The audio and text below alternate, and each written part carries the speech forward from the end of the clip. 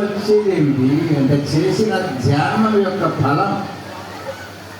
అందుకే మనకు చెప్తారు పెద్దలు, ఓ ఉద్యోగం దొరకాలైనా ఏదైనా ఒక పదవి దొరకాలో ఇంత పెద్ద అప్లికేషన్ రాస్తారు. ఎంత పెద్ద అప్లికేషన్ రాసామో అంత పెద్ద సంతకం చేయడండి. అది చేసామో ధ్యానం, దానివల్ల మనకు కలిగే ఫలం అక్కడ ఉంటుంది. ఆ ఫలం అందుకోసం భగవంతుడు ఉత్సవం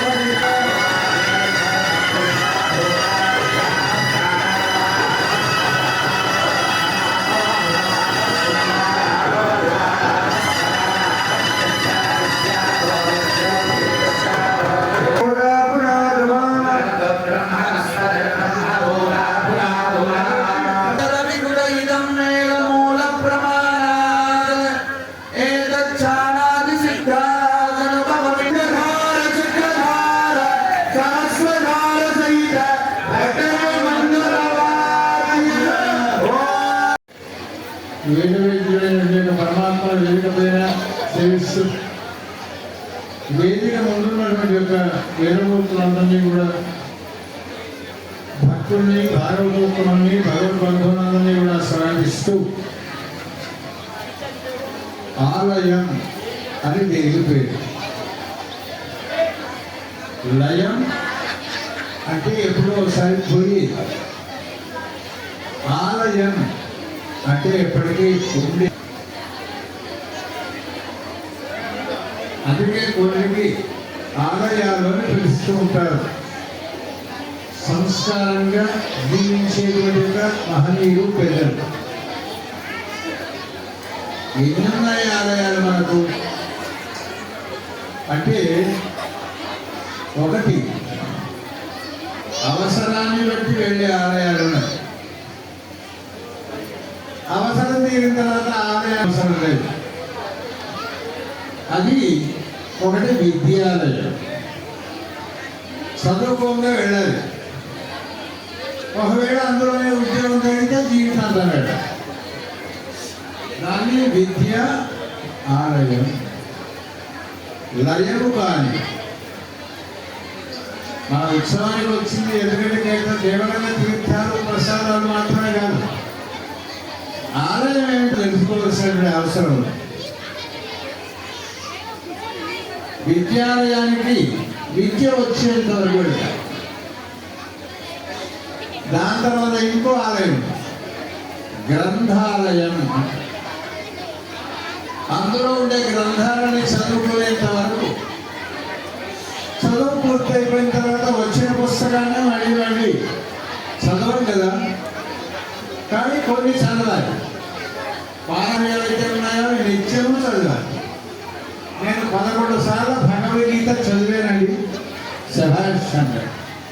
నేను 11 సార్లు విష్ణు సహస్రనామం చదివానండి అంటే బేస్ బేస్ అంటాడు. నేను 11 సార్లు ఎస్ఎస్సి చదివానంటే దరిద్ర అంటాడు. కారణం ఏంటి? అన్ని చదివే, ఇది చదువు.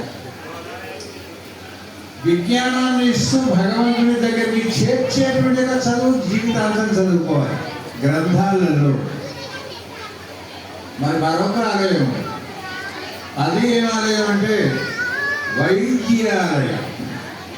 శరీరానికి ఏమైనా కొంచెం సరిగ్గా లేకపోతే ఆ ఆలయానికి వెళ్ళి, శరీరం మనదే, రోగం మనదే, అవస్థ మనదే, డబ్బు మనదే, కానీ దీన్ని ఎవరో చూపించాలి. కొన్ని మన ఇంట్లోనే కత్తులు ఉన్నాయి, కానీ ఇక్కడ ఉండాల్సిన అవసరం లేదు. అందుకే వైద్యాలయానికి ఎప్పుడు వెళ్తారంటే వ్యాధి కలిగితే అక్కడికి వెళ్తారు. వెళ్ళినప్పుడు కూడా ఏమంటారు, వైద్యం పూర్తయిపోయిన తర్వాత తప్పకుండా వెళ్ళి వస్తారు. డాక్టర్ గారు దయచేయండి మళ్ళీ వస్తామని అనకూడదు, మళ్ళీ పోవాలి అక్కడికి. అందుకోసమే ఇంకో ఆలయం, అది ఎప్పుడు న్యాయ ఆలయం. మనకేదైనా ఒక ఇబ్బందికరమైన పరిస్థితులు వచ్చినప్పుడు అక్కడికి వెళ్ళి ఆ న్యాయాలయానికి ఇంగ్లీష్లో కోర్ట్ అంటారు. అక్కడికి వెళ్ళి మనకి న్యాయం జరిగిన తర్వాత జడ్జి గారు మళ్ళీ వస్తామండి అనకూడదు. అట్లాగే ధర్మాలయం అనుకున్నాం. ఏమిటా ధర్మాలయం అంటే పోలీస్ స్టేషన్. అక్కడ అవసరమైతే వెళ్తాం, అందులో ఉద్యోగం చేసేవాళ్ళు రోజు వెళ్తుంటారు ధర్మ సంరక్షణ చేయడానికి. కానీ అవసరం పడి తీసుకువెళితే ఏమండి ఇన్స్పెక్టర్ గారు వెళ్ళొస్తామండి అనకూడదు అక్కడ కూడా. అందుకోసమే దాన్ని కూడా ఆలయం ఎందుకన్నారంటే శ్రీకృష్ణ పరమాత్మ అందులోనే పుట్టాడు. అందుకే దానికి శ్రీకృష్ణ జన్మస్థానం. అది కూడా ఒక ఆలయంగా మార్చేస్తే శ్రీకృష్ణుడు పుట్టినప్పుడు జైలు అనుకుందట, ఆహా స్వామి నా మీద కూడా నీకు ఎంత దయ, నువ్వు ఇక్కడ పుట్టడంతో ఒక ఆలయమే అయిపోయింది. మధురకు వెళ్ళినా బృందావనానికి వెళ్ళినా చూపిస్తారు. మధురలో పుట్టాడు కదా స్వామి, ఆ జీవుడు కూడా ఒక ఆలయమే. దాని తర్వాత ఆ పుట్టిన వాడిని తుడవడానికి బట్టలు లేవండి, వసూలు కట్టతో దొరికాడు. ఆహా, ఏ భాగ్యం నాది. చీపురును దూరం పెట్టుకుంటారే, కానీ నీ శరీరాన్ని తాకే యోగం నాకు కలిగింది కనుక ఆనాటి నుంచి చీపురు గట్టకి ఏం పేరండి అంటే లక్ష్మి.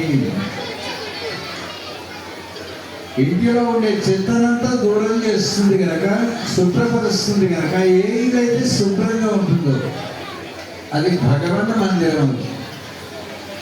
ఏ పాత్రలు అయితే శుద్ధిగా ఉంటాయో అవి నివేదనకు ఉపయోగపడతాయి. ఏ మనస్సు అయితే ప్రశాంతంగా ఉంటుందో అది భగవన్ మందిరం, అది ధర్మాలయం అని జరిగిపోయింది. దాని తర్వాత ఎప్పుడు కూడా తల్లి కడుపులో పట్టణాటించి చివరి ప్రాణం పోయేంత వరకు వచ్చే ఆలయం ఒకటి ఉంది, అదే దేవాలయం. ఏదో రాజ్యమేదే వారి ద్వారాల ముందు కానీ దాని తర్వాత నిలబడితే అది ఇక్కడనే అయిపోతుంది ఆ పుణ్యమో ఏదో. కనుక ఎప్పటికీ నీ ద్వారం ముందర నిలబడేటువంటి భాగ్యాన్ని నాకు కలిగింపజేయు అని కోరుకున్నాయో రాస్తూ.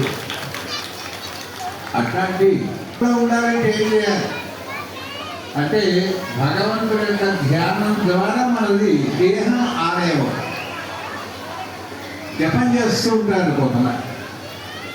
చేసిన జపమాల ఎక్కడ ఉంటుంది, మనం పోయిన తర్వాత ఇక్కడనే ఉంది. పక్కకు పెట్టుకున్న కలశమో చెంబో ఎక్కడ ఉంటుంది, ఇక్కడే ఉంది. కొన్ని మంత్రం బాగా చదివిన